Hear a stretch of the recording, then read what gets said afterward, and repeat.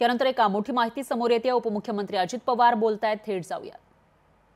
सुदैवाने यंदा लोकसभेच्या ज्यावेळेस निवडणुका झाल्या, तिसऱ्यांदा देशाचे पंतप्रधान नरेंद्र मोदी साहेब झाले, त्यावेळेस कमिट्या असतात वेगवेगळ्या डिपार्टमेंटच्या।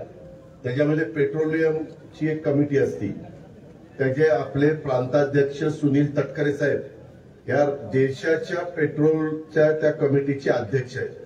त्याच्यामुळं आपल्याला अनेक कामामध्ये मी सुनील तटकरे साहेबांना पण विनंती केली आणि लक्षितला पण सांगितलं की अशी काही जी कामं संस्थांची असतील ती कामं किंवा ज्याचा फायदा तिथल्या अनेक नागरिकांना होणार आहे अशा पद्धतीची कामं आपण त्यांच्याकडनं मार्गी लावू। आणि त्याच्यातून बरेच दिवस या जागेला भराई मला वाटतं आपण 5 विक्रम 6-7 फूट भरला असेल ना, 10 फूट अक्षरशः इथं पाणी असायचं। 10 फूट आपण भराई केली, आपलाच इकडचा आतला माल इथं आणून टाकला। नाही पण त्याच्यामध्ये तुम्ही वाहतूक केली का? आणि परत दादा इथं पेट्रोल पंपाची 300 ब्रास परत भरला।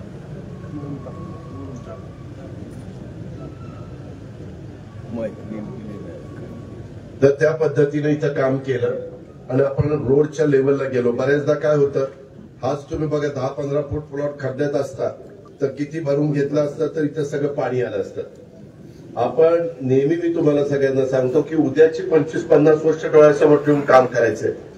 आज हा पेट्रोल पंप करत असताना आपण इथं सीएनजीचा पंप देखील टोरंटोवाल्यांशी मी बोलणार आहे आणि त्यांची पण व्यवस्था आपण करून घेऊ। आपण दूध संघाला पण करून दिली आणि तिकडं आज संध्याकाळी दुपारी एमआयडीसी पेट्रोल पंपाचं पण नूतनीकरण केलंय, तिथं पण आपण सीएनजीची व्यवस्था त्या ठिकाणी